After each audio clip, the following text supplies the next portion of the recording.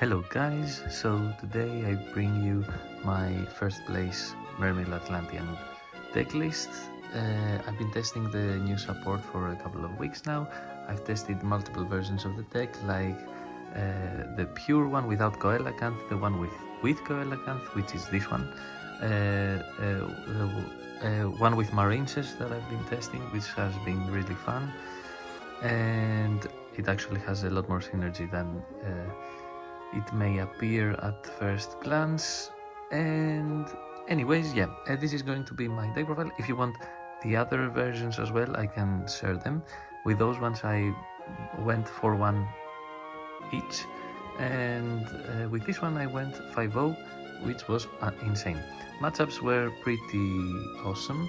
I played against Chemical round 1, Tenpai round 2, Snake Eyes round 3, Tenpai round 4, and Branded round 5. Gimmick Puppet OP, I guess. Anyway, so let's get into the deck profile. First of all, we are playing triple Neptavis. Neptavis is of course the best starter of the deck, probably one of the best starters in the entire game too, to be honest. And because we really want to see him, we are playing double Small World and the 1-for-1 as extra copies of him. Small World of course can grab you whatever engine piece you may need, or even non-engine, and it's pretty amazing. And because of the multiple types that we have in this deck, apart from the hand traps like Ash Blossom having 0 attack, same as some of the Atlantean cards and whatsoever, Small World can actually bridge into the entire deck without actually playing any weird bridge cards, I guess. Then we are also playing the triple Shadow Squad and the triple Dragoons, because these cards are incredibly amazing, and they also give you access to some of our best cards in the deck. Apart from the fact that Dragoons is not once per turn, gives you Bahamut Blaze and more and more. Now for the cards that actually trigger our Atlanteans. I'm personally playing triple Deep-Sea Minstrel.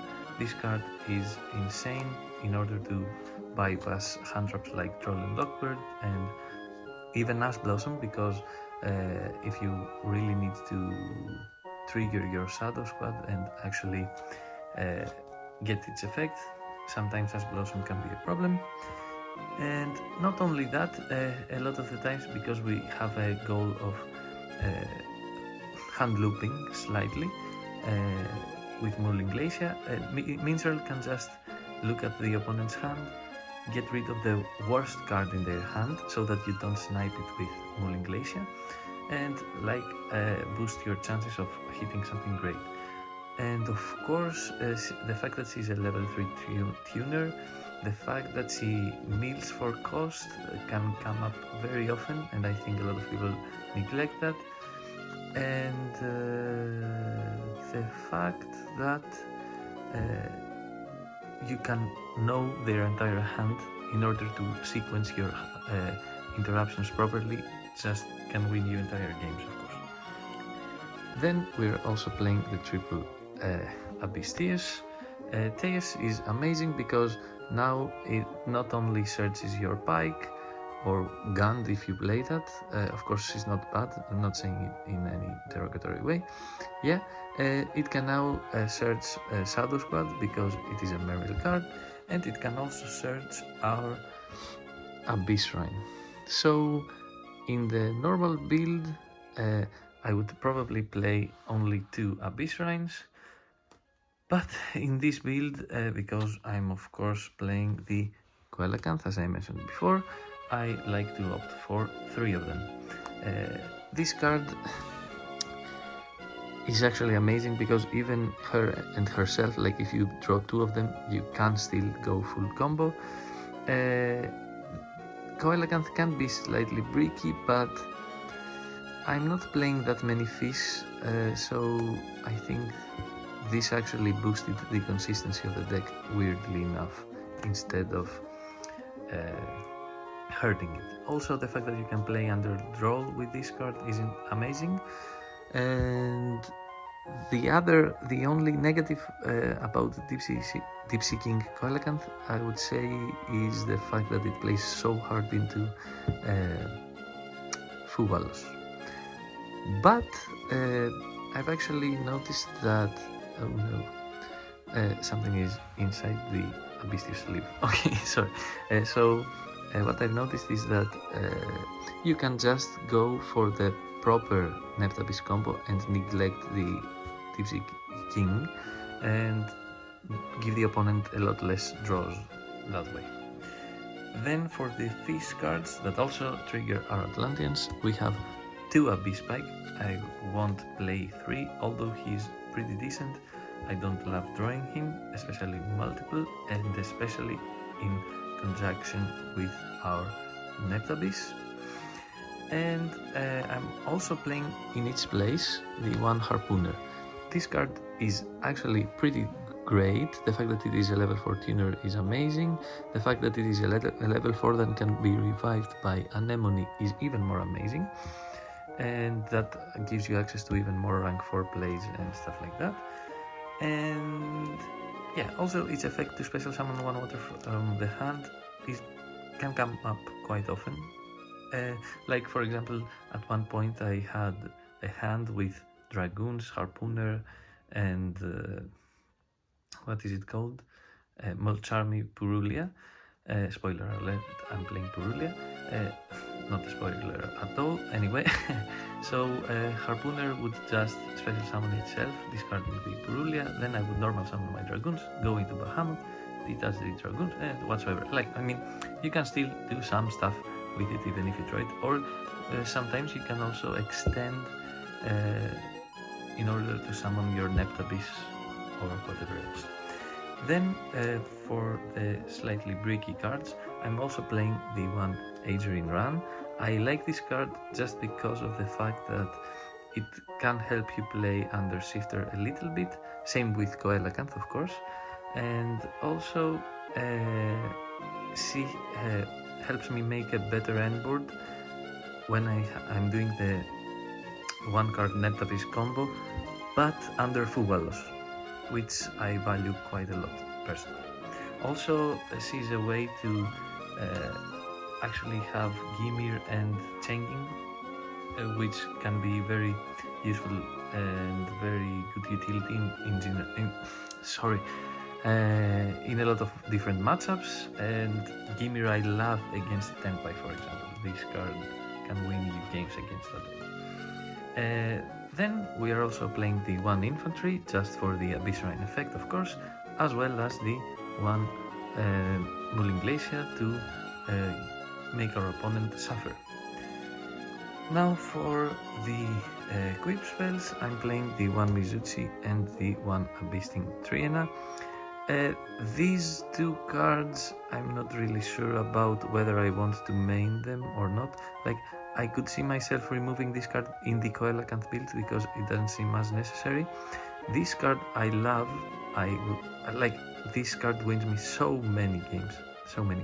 I don't want to cut it, but yeah, I don't know. Actually, also I've been considering maybe switching the Adrian Run for Megalo again. I've been playing Megalo, but I'm trying to cut some of the cards down. So I don't know. These cards are kind of up to debate right now. Also, I'm not playing Gant, I'm not playing Armored Shark, I'm not playing Virtue Stream. I'm trying to cut down on the bricks as much as possible, but I also tried to up the deck size a little bit into 44 cards, so that I can see Coelacanth a bit less often, and same with the multiple pikes and stuff, while also although adding cards that can give me access to my combo pieces a bit easier. So for the non-engine now. For the non-engine we are playing triple Purulia and triple Ash Blossom. These cards are pretty great.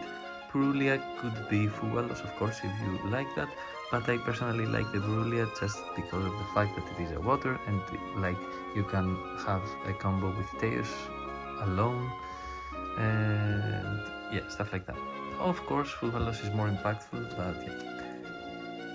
Then we're also playing the 2 triple tactic talents. I said it in the opposite way. Triple tactics talent, sorry. Yeah, this card is pretty great, of course. Especially right now, for some reason, a lot of people are dumping their Fugalos or their Shifter after you commit to a play, so it's a little bit better. Best card of the deck, Dominus Impulse. And the triple Imperm. Of course, Impulse is just amazing against so many decks, like having both as Blossom and Impulse for Branded, for example, is amazing. Having Impulse for Gimmighoul was amazing, although Gimmighoul I won against using Coelacanth as well. For some reason I top decked this card while they had 2 set monsters on my field, tribute summoned him and won. I discarded Dragoons then, and yeah, it was pretty silly. So that was it for the main deck. Let's get into our extra deck. I am playing the one Mermail King Neptapis. This card is just incredible and also so pretty, and I don't know. This card is bonkers. Like it protects from targeting every monster under 8 points too. It also gets your equip spells from the graveyard and or deck. It can bypass troll, so that's also a plus. Like you can get your Mizuchi under troll because it can equip immediately to itself and stuff like that. Of course, we are also playing double Anemone. Anemone is crazy in this deck and also is immediately gets you your Mermail King. She can revive your Shadow Squad, your Harpooner, your Neptabis if for some reason he's in the graveyard before you activate his effect, your Minstrels, triggering them, and a lot more. It waterlocks you as well in order to go into Zylantis plays. And we also have the Abyss Salacia, which is pretty great. I like having her on the board for like when you make an end board using Neptabis, and when you actually don't trigger his effect but want to protect your monsters from cards like Dark Ruler No More or you know what. So you can use Alacia in the draw phase, discard I guess Dragoons or something, and then trigger the Neptabis as well. Or you can just use her for the attack boost, which is very useful. Like if you have Gaius, for example, and this card points to, and you have Mizuchi on Gaius as well, he's pretty huge and he can help you bypass certain stuff. Then for the XYZs, we are playing the one Poseidon Abyss. This card is just crazy. Soul Charge and Board Breaker and everything. Abyss Gaius, he's pretty insane. The one very underrated aspect of him is the fact that he prevents the opponent from attacking with level 5 or higher monsters. This has come up a lot, to be honest. Then we are playing double Bahamut Shark and double Totally Awesome. In this version it seems really important to have multiple Bahamut Sharks, and you can actually recycle them with Triena as well. We are also playing some synchros. We are playing Gimir, we are playing Chengin, and I am personally playing the one Trishula as well. I love having this card in my extra deck just because after hand looping with Mooling Glacier, ripping 2 cards, not hand looping technically, yeah, you can make Trishula to banish any card, of course loop their hand even more, but also banishing any threatening cards that are in their graveyard after the Mooling discard. Yeah, And my only flex spot, I'm playing the one Stealth Kraken. I personally am not sure about this. I just have this in case I get into time or in case I get hit by a shifter, so I can make that through Coelacanth. But this card can actually be exchanged with Dragite and or Crocodragon, which is Crocodragon could also be here instead of Trishula, to be honest. You draw 2 instead of the Trishula interruption and whatsoever. I don't know, it's mostly for fun, I guess. Probably the best way to do this would be like this, I think. But yeah, you got it, I guess. And now for the side deck, which is not particularly great, I have to say.